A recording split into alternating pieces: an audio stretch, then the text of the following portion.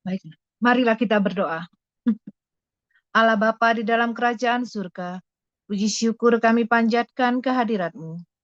Pagi hari ini kami berkumpul di acara pagi ini untuk memuji dan menyembah nama-Mu. Kini tiba saatnya kami membaca dan merenungkan firman-Mu. Tuhan, buka hati dan pikiran kami, agar apa yang akan kami dengar menjadi rema untuk kami semua, dan dapat melakukan dalam kehidupan kami sehari-hari. Berkati hamba-Mu, Pastor Paul, yang akan membawakan firman-Mu. Urapi dengan kuasa Roh Kudus-Mu. Kini tiba saatnya kami siap mendengarkan firman-Mu. Haleluya. Amin. Amin. Terima kasih Bu Erna. Selanjutnya kita akan membaca firman Tuhan.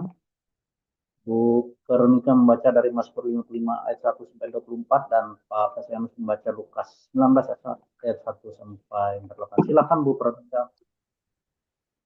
Mazmur 55 ayat 1 sampai 24. Untuk pemimpin biduan dengan permainan kecapi. Nyanyian pengajaran Daud. Berilah telinga ya Allah kepada doaku.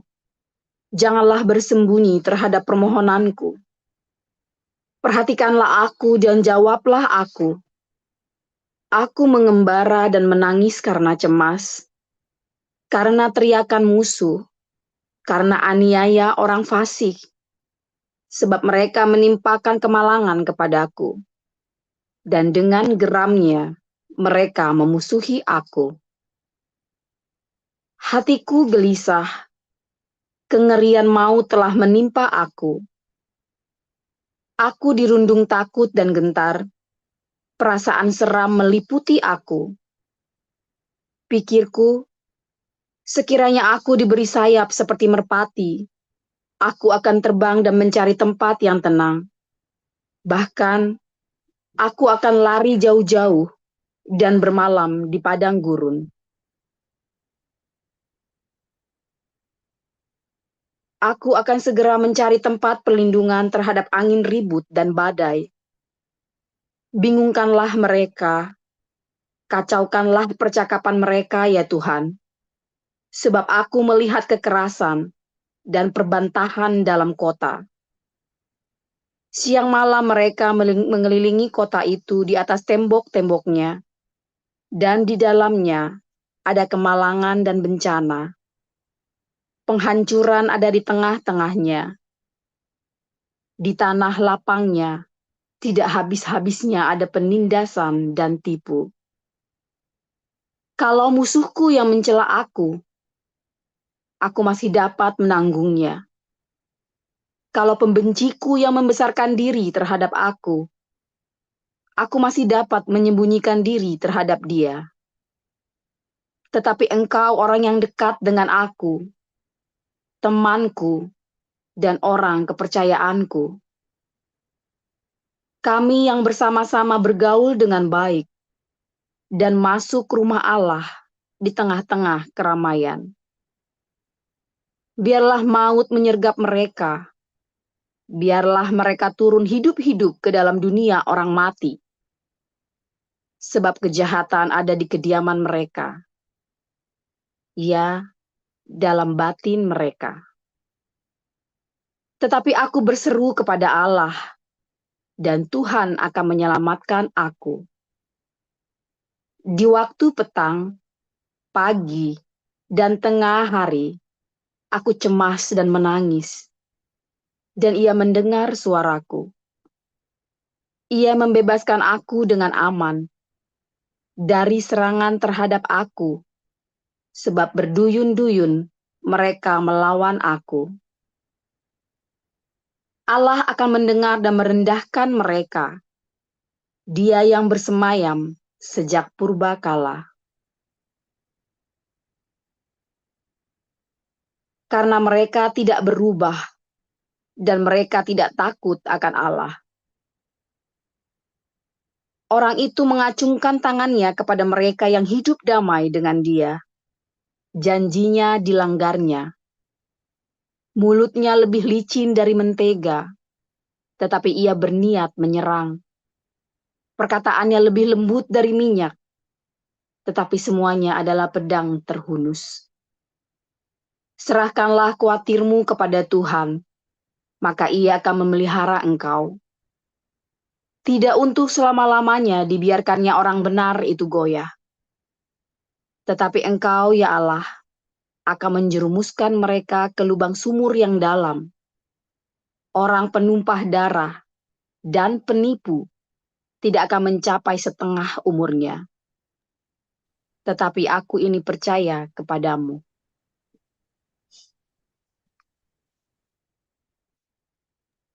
Silakan Pak Kosianus. Ya, Pak.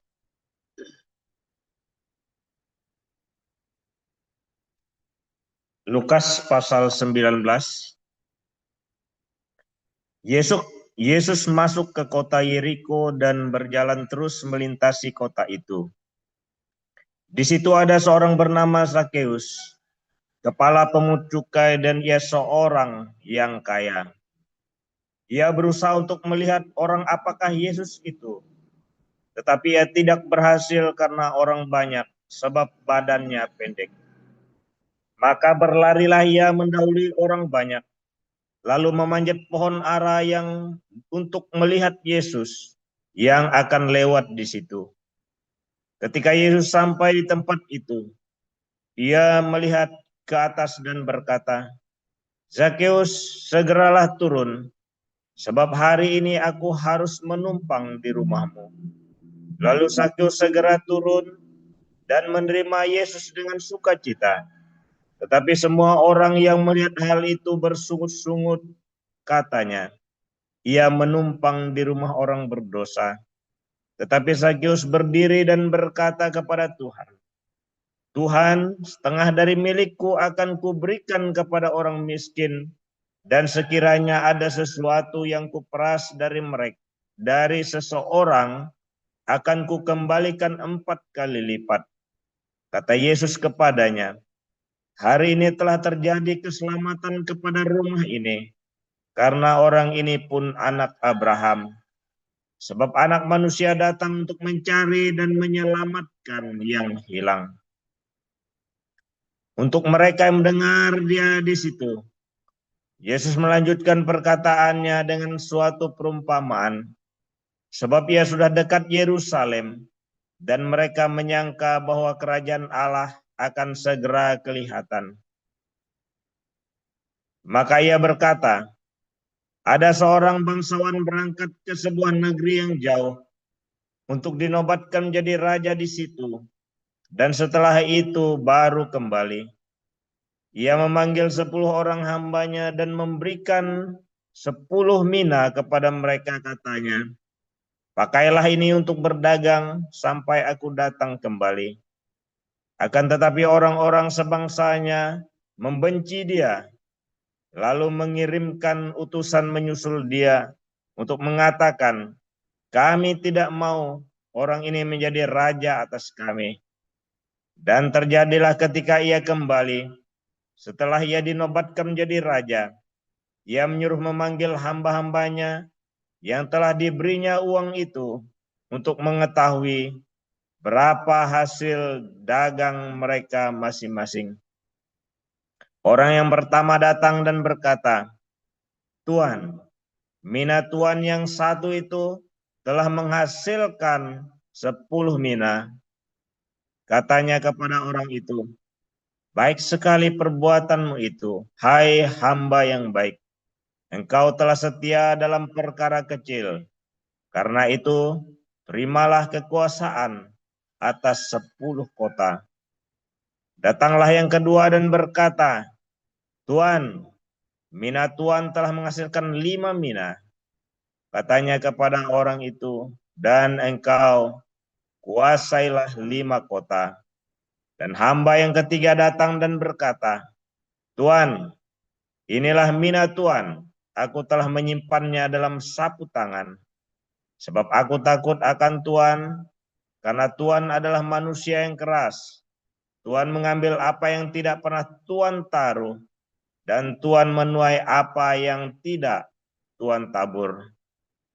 Katanya kepada orang itu, 'Hai hamba yang jahat, aku akan menghakimi engkau menurut perkataanmu sendiri.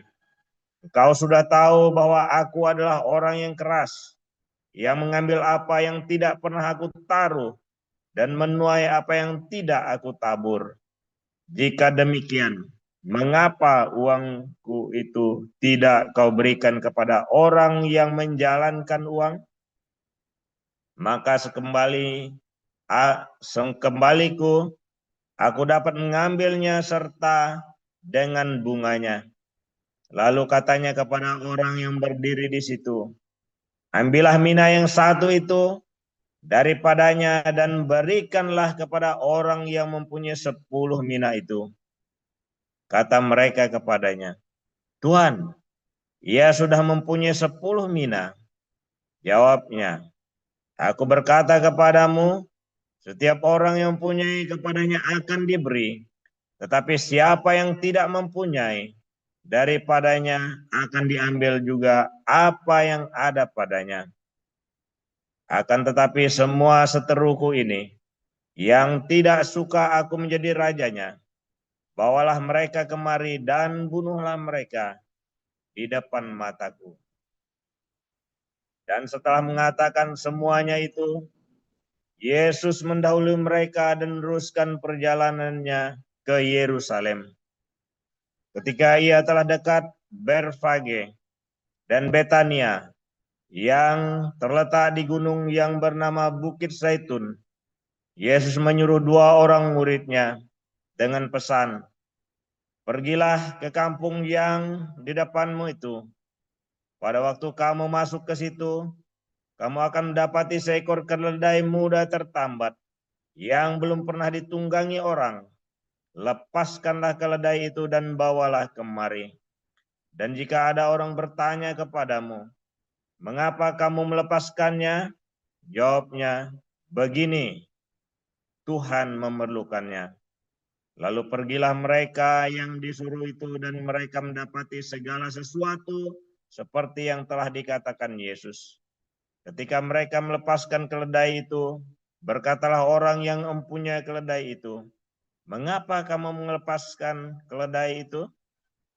Kata mereka, Tuhan memerlukannya. Mereka membawa keledai itu kepada Yesus, lalu mengalasinya dengan pakaian mereka, dan menolong Yesus naik ke atasnya. Dan sementara Yesus mengendarai keledai itu, mereka menghamparkan pakaiannya di jalan. Ketika ia dekat Yerusalem, di tempat jalan menurun dari Bukit Zaitun, mulailah semua murid yang mengiringi dia bergembira dan memuji Allah dengan suara nyaring karena segala mujizat yang telah mereka lihat.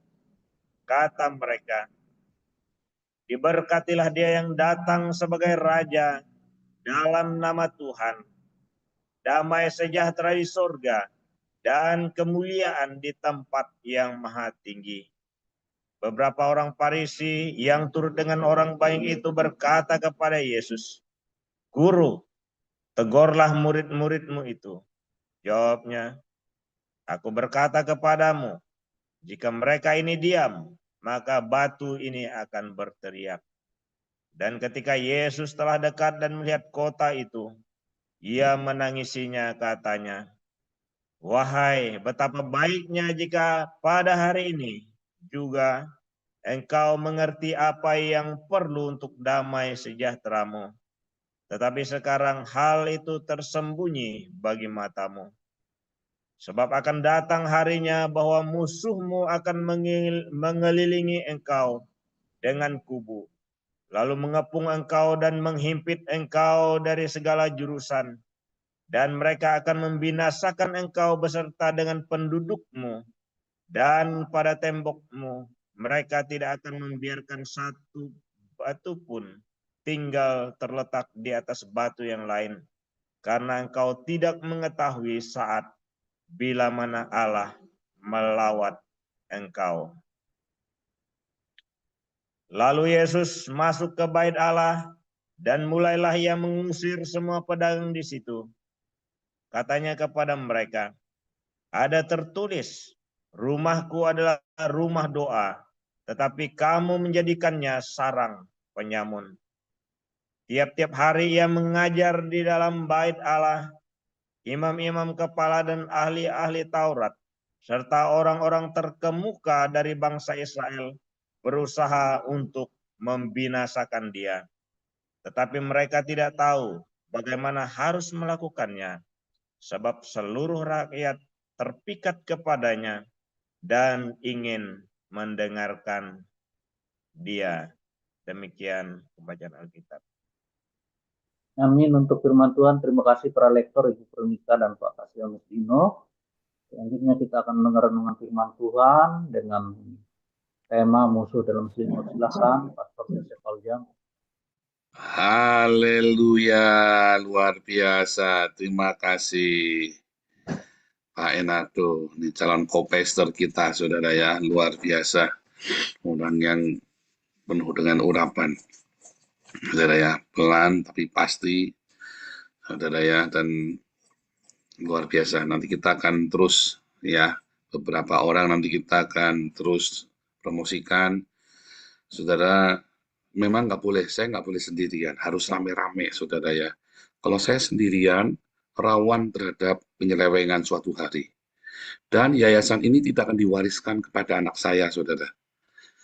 Bahkan nanti kalau sudah miliaran saldonya, dulu kita sempat saldonya 1 miliar, saudara ya. Serius, saldo kita sempat 1 miliar saldonya ya. Ngeri ya, saldonya saya sempat 1 miliar. Terus Pak Stefan instruksikan habiskan semua. Oh, saya setuju, habiskan. Bukan buat saya, maksudnya dihabiskan buat kasih makan itu loh. Bagi semua cepetan, dihabisin, nggak boleh mengendap. Karena kan kalian berdonasi untuk kalian diberkati, bukan buat kita gede-gedean saldo. Ya, maka Bu Erna dengan Bu Linda kerjasama langsung puyeng tuh Bu Erna sama Bu Linda itu. Begitu saldonya habis, mandek. Nah, cuma saya ada pengumuman saudara sebelum saya kasih firman Tuhan ini ya. Ini yang dari Sibolga, ada yang masuk nggak ya korban bencana? Aduh saudara, saya tadi mau nangis denger dia ngomong saudara di TikTok ya. Ada yang dari Sibolga, tolong raise hand. Boru Sitinjak. Sangkam Kuda Galung, Pastor. Enggak, yang tinggal di Sibolga ini, yang tinggal lagi. Ini kan lagi ada bencana. Kalian tahu nggak ada bencana kita di Sumatera Utara yang luar biasa, ke bawah semua. Saudara, tolong dong. 60-70% komunitas kita ini orang Batak loh saudara. Masa nggak ada yang sama sekali mengingatkan? Ayo kita ingatkan, nanti kita tiap hari tolong diumumkan. Saya lupa ya Bu Erna, dulu kita kalau pengumpulan dana Damaris untuk bencana, Bu Erna nomor pakai rekeningnya, kodenya apa ya Bu Erna?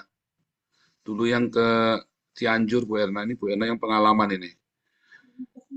505, Bu Erna, ingat nggak nih? Siapa yang ingat ya? Kodenya apa ya? Kodenya Damaris yang buat pengumpulan donasi ya? Siapa yang ingat? Yakin ada yang ingat nggak kita pakai kode berapa itu ke Damaris? Ada yang ingat? Yakin? 505. Kayaknya bukan deh, kepanjangan. Oh ya, SOS betul ya. Oh ya, 505 SOS ya, saudara ya. Jadi kirim ke Damaris, saudara ya. Pakai kodenya 505, saudara ya. Kasihan saudara ya, mereka itu nggak ada yang nolongin loh. Pemerintah itu telat sekali loh. Karena pemerintah juga nggak punya duit, saudara, buat nolongin mereka. Telat semua ya. Atau mungkin karena mereka Kristen, bodoh amat kali ya, pemerintah juga ya. Ayo kita Damaris kumpulkan ke 505, saudara ya. Nanti kita mulai, nanti tolong diingatkan selalu, tolong kalau bisa dibikin PowerPoint-nya nanti terakhir, dibikin. Terus nanti selalu ingatkan, ini hari Jumat nanti live, nanti kalau live tolong diingatkan lagi saudara ya, sama hari Minggu diingatkan, kita pengumpulan donasi 505. Ada nggak yang dari isi Polga ini yang tadi di TikTok nih, saya suruh masuk ke Zoom? Nggak ada ya? Sayang sekali ya. Nah, nanti kita coba cari, karena lokasinya dia belum ada Basarnas, belum ada pertolongan apapun ya. Kalian tahu ada beberapa lokasi, kayaknya pemerintah Indonesia kewalahan. Kasihan saudara itu semua habis, hanyut, semua tak bersisa. Makanan belum masuk sudah hari ke berapa itu? Hari kedua ya, berarti ini hari ketiga ya saudara ya. Malah si Marwarar malah mau ngirim uang ke Palestina. Agak ngerti ya, sesama orang Batak kok tega begitu ya. Oke saudara, inilah yang dilakukan oleh komunitas kita ya, nggak boleh masa bodoh. Nanti didoakan saudara ya, Kita nggak boleh masa bodoh. Ya, kita lanjutkan ya nanti. Saudara, eh, yayasan ini nanti tidak akan diwariskan ke anak saya, saudara. Ya, tapi siapa yang jadi pengurus saat itu berganti. Nanti kita bikin sebuah SOP di akta notaris semuanya ya. Bahwa masa jabatan pengurus sekian. Ya, dan tidak boleh ada hubungan saudara satu sama lain. Ya, saudara ya. Jadi harus mengalah. Kalau satu sudah jadi ini, yang satu harus mundur. Seperti di GKI kan juga sama. Kalau jadi pendeta, maka kalau ada orang tuanya, adiknya, kakaknya jadi majelis, kudu mundur. Nggak boleh kong kali kong. Harus begitu, saudara ya. Jadi kita ini akan menjadi yayasan yang besar. Ya Tuhan kasih hikmat kepada saya waktu saya di Yerusalem. Saya doa di tembok ratapan itu ya. Tuhan janji kita ini akan besar, saudara ya. Tuhan janji kita ini akan besar. Tapi saya juga janji bahwa ini bukan milik saya. Tidak akan diwariskan kepada keluarga saya, saudara. Ya, harus begitu. Kalau kamu memang mau melayani, biar upah saya, anak-anak saya dari Tuhan. Bukan dari ngumpulin duit yayasan, saudara ya. Harus begitu ya. Nah, kalau kita sepakat begitu, nanti hari Minggu saya akan tegaskan lagi, nanti sore akan saya tegaskan lagi. Bahwa yayasan ini bukan milik saya dan bukan diwariskan kepada anak saya. Nggak akan. Lagian nggak bisa. Dan anak saya kan warga negara Belanda, ya kan? Kan pengurus yayasan kan warga negara Indonesia. Ya, saudara ya. Nah, jadi ada Pak Enardo, ada Bu Erna, ada Bu Linda, ada Pak Stephen, ada Pak Yono, Pak Dr. Ido, dan para pengurus yang lain, Marcel, ya itu semua nanti akan mengurus. Dan selama masa waktu dia harus regenerasi bisa nanti jadi pengurus lagi, tapi nanti harus diganti beberapa waktu, begitu saudara ya.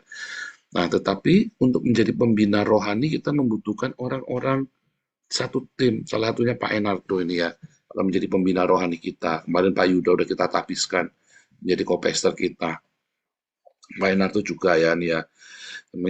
Dan kita lagi doakan terus. Kita lagi sambil nunggu Pastor Daniel ya, karena Pastor Daniel belum ngabarin. Saya tuh udah ketemu bolak-balik Pastor Danielnya, masih cari wangsit dari Jibril lupa nih Pastor Daniel ini. Jadinya masih rembukan hari tidak ketemu-ketemu. Ya, teman karena kebutuhan kemarin saya tahbiskan dulu Pak Yuda, karena kalian kan kalau ada orang meninggal, ada orang menikah, ada orang sunat. Masa sunat diberkati saudara? Anaknya Pak Enardo sunat diberkati Pak Yuda. Ya enggak, masa sunat diberkati? Ada-ada aja ya saudara ya. Itu ya, oke. Kita butuh, makanya kemarin saya tahbiskan dulu satu saudara ya di Yordan, kemarin saya tahbiskan Pak Yuda. Nah, oke. Saudara, musuh dalam selimut. Saudara ya. Ketika Yesus bernubuat di dalam Lukas 19 ayat 41 itu ya, sebab akan datang harinya musuhmu akan mengelilingi engkau dengan kubu, lalu mengepung engkau dan menghimpit engkau dari segala jurusan. Itu nubuatannya ada dua. Itu nubuatan yang pertama adalah nubuatan tentang kedatangan Jenderal Titus, saudara ya. Ya, Jenderal Titus, dan kemudian ini ya, Hadrianus. Ya, Jenderal Titus tahun 70 dan Hadrianus tahun 135. Tapi yang paling dahsyat itu zamannya Jenderal Titus, saudara. Bait suci diruntuhkan, habis semuanya. Tahu nggak kenapa Jenderal Titus bisa menang perang, saudara? Nah, itu ceritanya begini. Ya, Anda tidak akan temukan di ChatGPT, saudara. Ini hanya ada di dalam mata kuliah di Haifa, saudara. Jadi ceritanya begini. Musuhnya Yesus itu kan sebenarnya bukan orang Farisi, saudara. Orang Farisi itu banyak yang percaya kepada Yesus. Salah satunya Yusuf Arimatea, Simon, Nikodemus, ya itu kan adalah orang-orang Farisi yang percaya kepada Yesus, Rasul Paulus. Tetapi ada satu yang tidak mau percaya kepada Yesus, satu kelompok, yaitu orang-orang Saduki. Orang-orang Saduki ini adalah keturunan Imam Zadok, ya. Dan mereka sangat berkuasa saat itu karena mereka selalu menjadi imam. Mereka main politik yang bukan keturunan Zadok digeduk semua, saudara.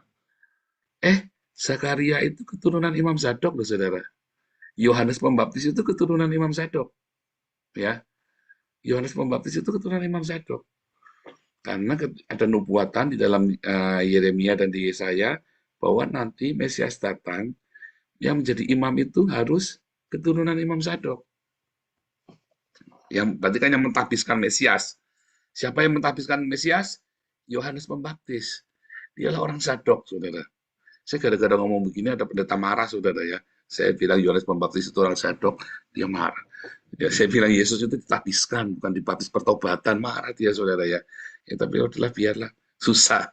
Bilangnya doktrin. Ini sejarah, ini bukan doktrin. Ini sejarah, saya cerita sejarah. Saya ini historian, saudara ya. Teologi kita ini banyak dari sejarah. Dari sejarah kita bangun ulang teologinya. Nah, lalu orang-orang ini, saudara, orang-orang Sadok ini adalah orang-orang yang sedemikian rupa, dia harus mendominasi rumah peribadatan, kegiatan agama, semua dogma, pokoknya harus mereka yang kuasai, saudara. Dan mereka berhasil kuasai. Dari mulai bait suci, sampai semuanya itu dikuasai ya, sampai semua ritual-ritualnya, bahkan sampai ke Migdal Eder, peternakan domba itu. Kalau kemarin yang ke Bethlehem, ya kemarin nggak diajarin, ya yang ke Israel karena tuh leadernya kan nggak ngajarin, tapi tak kasih tahu. Kalau saya ngajarin nanti malah tersinggung soalnya. Jadi di Migdal Eder di Bethlehem itu yang kemarin kita lihat itu adalah peternakan domba. Tempat Yesus lahir itu yang kita ada di Gereja Katolik dan kita bisa sendiri itu adalah sebuah kandang domba besar dan kandang domba yang sangat profesional. Mengapa? Karena domba Paskah yang akan dikirim ke Yerusalem untuk disembelih saat Paskah itu diternakan di Migdal Eder di Bethlehem itu. Ya, Migdal Eder, menara jaga itu ya, menara domba. Ya, itu adalah itu tempat itu adalah peternakan domba milik imam. Jadi kita harus beli domba dari situ, nggak boleh dari tempat lain. Kalau beli dari tempat lain, langsung dianggap tidak kosher. Itu loh masalahnya. Dikuasai seluruhnya bisnis agama ini. Persis kayak apologet kita ya. Ingin memonopoli donasi, ingin memonopoli kebenaran. Oh, punya dia yang paling benar, kelompoknya dia yang paling benar, ya paling benar, pokoknya paling benar. Ya, pokoknya semua donasi harus ke dia semua. Persis seperti apologet aja berantem, saudara ya. Nah, cerita ini kemudian para imam ini, saudara, mereka hebat sekali, saudara ya. Sampai dia kuasai raja, bahkan dia bisa lobby ke kaisar. Makanya dia bisa nekan Pilatus, si imam-imam ini. Saudara, mengapa selama dari zamannya Yudas Makabe menang perang, imam, Yudas Makabe kan imam, dia menang perang lawan orang Yunani, saudara ya. Kenapa dia bisa menang perang, lalu tiba-tiba di zamannya Romawi mereka bisa kalah. Dan yang mengalahkan siapa, saudara? Titus, yang sebenarnya lemah dia. Karena ada pengkhianatan dari dalam orang-orang Saduki ini. Dia jual saudaranya sendiri, dia jual sahabat-sahabatnya orang-orang Farisi. Pokoknya nggak sejalan sama dia dijual, saudara. Diserahkan, termasuk Yesus. Dijual pada Roma. Semua orang yang tidak sejalan sama dia. Bahkan sesama orang Saduki. Ya, si Yohanes Pembaptis ini. Yohanes Pembaptis ini kan, Herodes ini kan orang Farisi. Ya, Herodes ini orang Farisi, saudara ya. Karena dia harus untuk menjadi raja, dia harus jadi orang Farisi. Maka si Herodes ini selingkuh, maka dimaki sama Yohanes. Tapi sebenarnya bukan karena dimakinya, itu adalah cerita di luarnya, alasan. Ya, tetapi behind skin-nya, karena Yohanes Pembaptis ini orang Saduki. Dia bisa berkuasa untuk menyingkirkan Raja Herodes. Dia bisa mempengaruhi rakyat untuk menyingkirkan Herodes, dan Herodes takut, saudara, sama Yohanes. Karena Yohanes Pembaptis ini keturunan Saduki. Dan bapaknya adalah salah satu imam yang hebat di situ. Imam Saduki yang bertugas di ruangan Masuci. Artinya orang hebat, bukan orang sembarangan, saudara. Berpengaruh, makanya seluruh Israel kan nurut sama Yohanes Pembaptis ini. Nah, Yohanes Pembaptis akhirnya disingkirkan secara politik karena ketakutan si Herodes ini. Nah, si Saduki ini dia banyak sekali berpolitik, dia lobby ke Kaisar, lebih ke Pilatus, lobby ke semua ya. Dan salah satunya adalah Yesus dikorbankan oleh orang Saduki ini. Karena tidak ada satupun orang Saduki yang bertobat, ya, kecuali Yohanes Pembaptis, karena dia bergabung dengan orang Eseni. Ya, walaupun dia seorang keturunan imam Saduki, zaman itu imam itu diwariskan kayak PNS, saudara ya. Sampai sekarang juga diwarisin jabatan imam itu, kayak PNS diwariskan.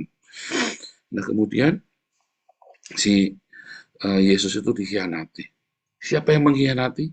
Orang yang di dalam bait suci, saudara. Orang-orang beragama. Siapa nanti yang mengkhianati Anda, saudara? Para pendeta-pendeta yang ada di dalam rumah Tuhan. Siapa yang mengkhianati Bizantin? Para bisopnya, saudara. Bizantin itu rubuh karena bisopnya berkhianat. Takut mereka. Mengapa bisa berkhianat? Karena mereka cinta uang. Anda lihat pendeta-pendeta yang cinta uang. Tinggalkan mereka, saudara. Pendeta-pendeta yang mengumpulkan uang begitu banyak, tapi tidak mau berbagi. Tinggalkan, saudara. Karena mereka itu yang akan mengkhianati kamu di masa-masa antikristus. Ya, mereka adalah antikristus yang akan menyerahkan kamu, antek-anteknya antikristus. Kamu lihat gereja-gereja yang tidak mau berdiakonia yang pelit, tinggalkan, saudara.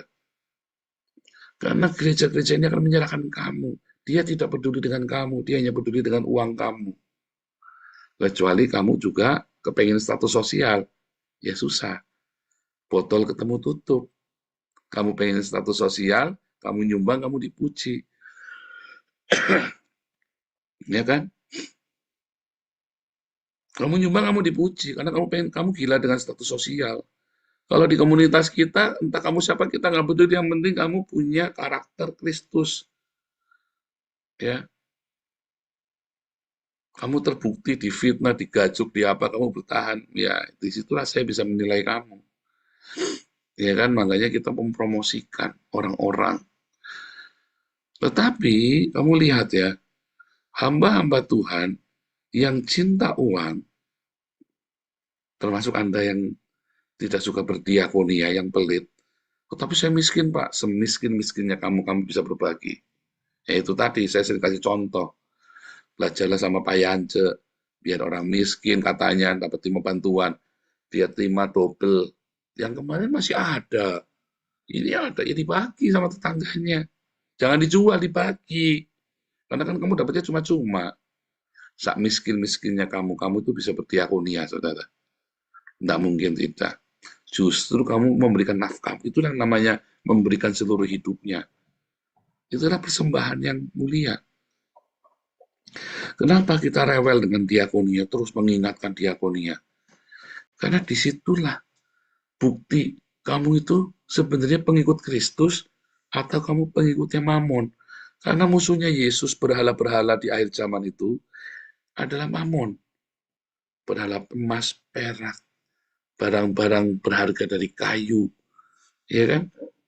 Semua itulah Mamon, dewa materialistik. Itulah musuh kita nanti. Ya, kalau kamu cinta uang, kalau kamu cinta dengan harta duniawi, maka kamu akan sangat mudah sekali. Ya, satu menjadi Yudas Iskariot, kedua menjadi antikristus. Ya, karena musuhnya Mamon, musuhnya Kristus, anti dari Kristus adalah Mamon. Ya, bukan lagi dewa Baal, bukan lagi dewa Molok. Mamon, saudara, itu lebih serem.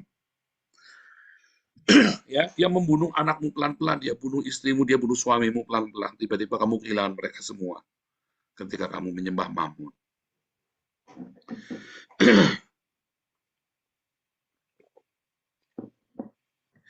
Itulah sebabnya kamu harus selalu berdiakonia. Ya, selalu berbagi kepada orang miskin. Dan kalau ada orang-orang kena bencana kayak ini ya, yang di Sipolga ini, kita kumpulkan ke Damaris ya, 505. Saya nggak tahu siapa yang bisa kita kirim nanti ya, nanti biar Damaris yang ngomong-ngomong sendiri ya, siapa mau kirim siapa, cara kirimnya gimana, Mungkin bisa tolong Pak Putih juga ya, karena Pak Putih kan punya channel di sana, dia kan orang sana ya. Pak Putih bisa punya channel ke sana minta bantuan, atau siapa yang bisa kemana yang tahu Medan di sana, kan kita banyak orang Batak di komunitas kita yang tahu di sana channelnya, kontaknya ke siapa semuanya ya saudara ya. Mungkin bisa tanya Pak Toping juga, bisa nanya ya ke beliau. Saya nggak tahu lah bagaimana operasionalnya, pokoknya harus supaya kita bisa ngirim ke Sibolga. Bagaimanapun juga komunitas kita lebih dari separuh itu orang Batak, saudara ya. Kita harus peduli. Kita harus peduli. Itu bukti bahwa Anda pengikut Kristus. Itu bukti bahwa Anda mengimani yang diajarkan di komunitas ini. Ya, saudara ya. Makanya, saudara ya, orang-orang ini marah sama orang Saduki. Orang-orang Lewi yang bukan Saduki juga marah. Karena dikuasai, dikungkung semua sama orang Saduki ini. Ya, gereja-gereja mega church yang tidak suka berdiakonia, sedot semua ya, anggota gereja lain, pendeta-pendetanya semua kan pada jengkel, saudara ya.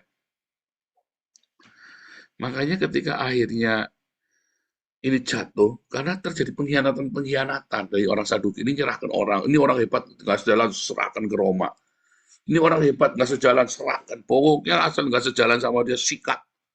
Persis apologet Kristen kita, saudara. Asal nggak sejalan, sikat pokoknya. Di karakter assassin, dihajar semua. Nggak urusan. Akibatnya apa, saudara? Akibatnya tahun 90, ketika akhirnya orang Yerusalem itu runtuh, orang-orang Farisi kumpul di Yafne, saudara, dekat Gaza. Orang-orang Farisi ini kumpul, dia sepakat, orang Saduki kita anggap aliran sesat. Jangan sampai nanti gereja-gereja Gilbert CS itu dianggap sesat sama kalian, saudara. Dan saya akan bahagia sekali, saudara ya, kalau gereja-gereja yang tidak suka berdiakonia dianggap setuju kalian untuk dianggap sesat. Serem, saudara ya. Serem. Karena ada pengkhianatan. Dari manakah pengkhianatan datang? Cinta uang. Kamu lihat, kamu punya komunitas, suami istri yang mata duitan. Saudara, dimulai dari mata duitan, saudara. Bertobat. Suami istri bertobat, jangan mata duitan. Ya, karena begitu kamu cinta uang, ya itu adalah akar dari segala kejahatan bahkan dalam rumah tangga. Ya, saudara, tapi kan tetap istri-istri kalau dikasih duit senang, ya kan? Tapi jangan cinta uang. Tapi suami-suami jangan tuh dengar katanya Pak Paul tuh, ya jangan cinta duit. Kamu nanti pas sengaja nih, Pak Yakin Alvaro nih sengaja nggak punya duit, kamu dengar khotbahnya Pak Paul tadi, apa namanya, kamu kan mengadu domba saya dengan istrimu kan, sukanya pada gitu tuh kalian itu loh, untuk khotbahnya Pak Paul tuh suami-suami, tuh Pak Paul bilang apa tuh istri-istri, senangnya digituin, dikasih khotbahnya begitu saja, kan saya jadi musuhan sama istrimu, jadi musuhan sama suamimu, saudara, repot saya ini, gara-gara kalian, ini khotbah buat kamu, bukan buat istrimu, bukan buat suamimu, buat kamu. Suami-suami ya kalau punya uang, istrinya dikasih senang. Jangan pelit, malah tetangga dikasih senang. Anak orang dikasih senang, jangan. Istrimu dibahagiakan kalau punya uang. Tapi istri-istri, ya jangan mata duitan. Tapi kadang-kadang suaminya mata duitan, saudara ya, istrinya murah hati. Nah, belajarlah berbagi, saudara, dengan sesama. Ya, kamu akan bahagia, kamu tidak akan kurang. Kamu akan bahagia nanti. Tapi kalau kamu pelit, bukan hemat ya, pelit. Disitulah roh antikristus itu muncul. Ya, roh Yudas, roh antikristus. Pertamanya Yudas dulu, karena belum zaman antikristus. Kamu akan mengkhianati saudaramu. Gampang. Begitu kamu zamannya antikristus. Aduh, jangankan suami dan istri, anak aja kamu bisa serahkan tuh. Musuh dari setiap orang adalah seisi rumahmu. Ya, kenapa? Karena kamu cinta uang, kayak orang-orang Saduki ini. Mereka cinta kekuasaan, mereka cinta uang. Serem ya, saudara ya. demi kekuasaan dan demi uang orang-orang Saduki ini. Katakan kan, mengapa orang ahli Taurat ini, para imam ini nggak mau percaya pada Yesus? Karena mereka takut sama orang banyak. Dan mereka cinta uang. Dari cinta uang ini lahirlah pengkhianatan itu, saudara. Makanya saya selalu menghimbau kalian semua. Yuk, belajar berdiakonia. Ya, saudara ya. Supaya apa? Supaya kalian semua diberkati. Dan kalian semua jangan sampai dihinggapi roh Mamon, roh Iskariot, roh Antikristus. Semua itu judulnya uang, saudara.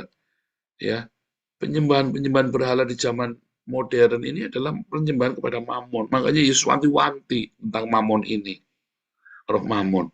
Dan ketika musuh mengepung, kamu lihat ya, yang pertama kali mengkhianatimu adalah orang-orang yang tidak pernah berdiakonia. Percaya saya, ketika musuh mengepung, ya, yang pertama kali mengkhianatimu adalah orang-orang yang tidak suka berdiakonia, pendeta-pendeta hedon yang tidak suka berdiakonia. Ketika kamu ada di dalam berbagai masalah, yang mengkhianati pertama kali adalah orang-orang yang cinta uang. Ya, saudara ya. Makanya supaya jangan kamu yang melakukannya. Ayo, mulai terus rajin. Jangan lupa berdiakonia, saudara. Tuhan Yesus memberkati.